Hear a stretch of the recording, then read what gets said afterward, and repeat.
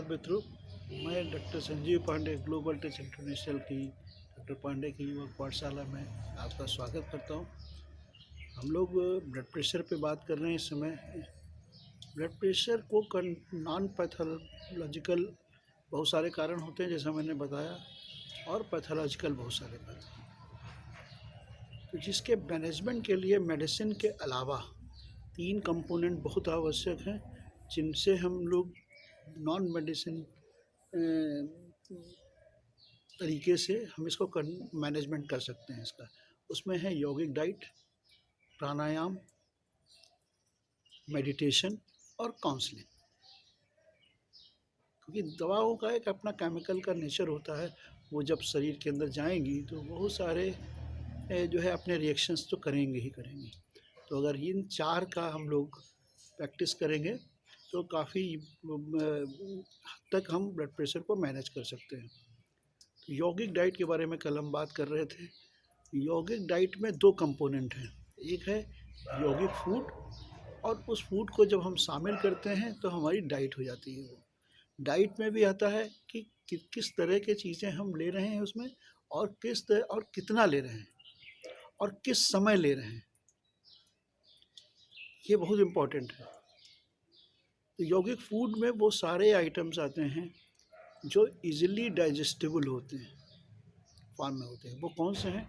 अब vegetarian source में सबसे अच्छा है अंकुरित अनाज, जितने प्रकार के फल हैं मौसम के, और जितने प्रकार के ड्राई फ्रूट्स हैं, जितने प्रकार के सीड्स हैं, कुछ अलसी सीड्स हैं, जैसे अलसी के सीड है, और इस तरह के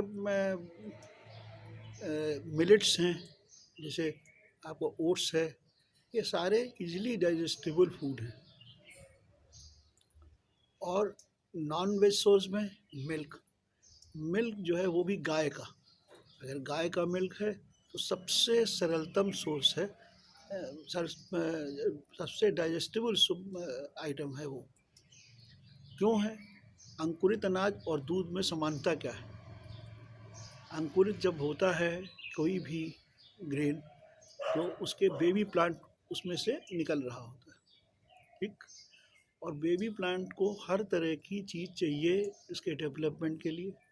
तो उसके जो फलक होते हैं उनमें जो स्टोर्ड फूड आइटम होते हैं वो सिंपलेस्ट फॉर्म में कन्वर्ट हो जाते हैं, और वो बेबी प्लांट को मिलते हैं, चाहे वो प्रोटीन हो, कार्बोहाइड्रेट हो, फैट हो, वो सारी चीज़ें उसको मिलती हैं।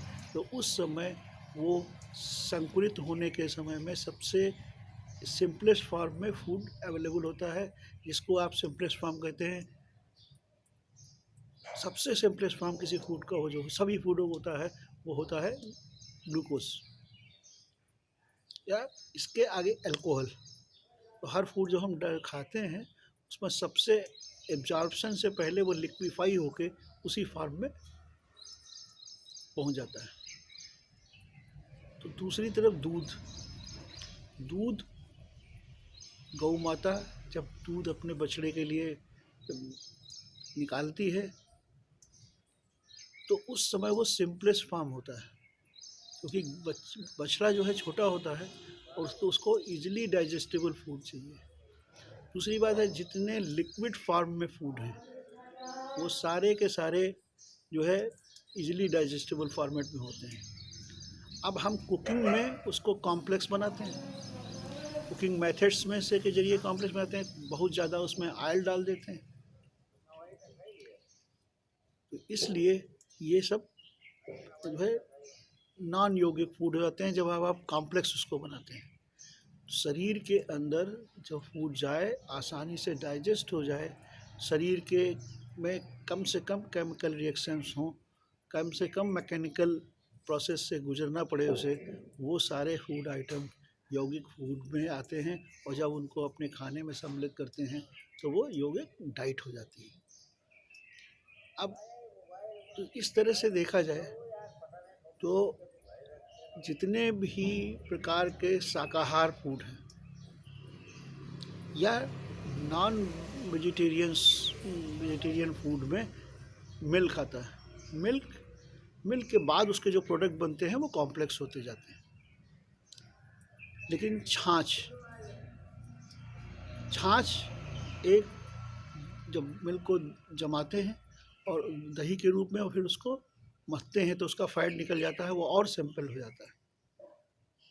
तो इस तरह के कॉम्बिनेशन, लोगों का कहना है, सब मानना है कि यौगिक फूड अच्छे नहीं होते हैं और योग है और बड़ा ही टेस्टलेस, नहीं, उसको टेस्टफुल बनाना है आपका काम, लेकिन बगैर उसको उसके नेचर से डेविएट कराए हुए, बगैर उसको और कॉम्प्लेक्स बनाए हुए। इस विषय पर ग्लोबल टच इंटरनेशनल बहुत सीरियस है, क्योंकि ये पब्लिक हेल्थ का इशू है और इसमें हमारे साथ मिला है क्रॉस चेक न्यूज़ का। हम लोग एक बहुत बड़ा शाकाहार पे ऑनलाइन कैंपेन शुरू करने वाले हैं, आप लोगों तक पहुंचेगा ज़रूर ये, तो आप इसमें ऑनलाइन कंपटीशन में भाग लीजिएगा, कैंपेन में भाग लीजिएगा। और अभी आपको अगर ये एपिसोड पसंद आ रहा हो तो लाइक कीजिए, कमेंट कीजिए, चैनल पसंद आ रहा हो तो आप सब्सक्राइब भी करें। धन्यवाद।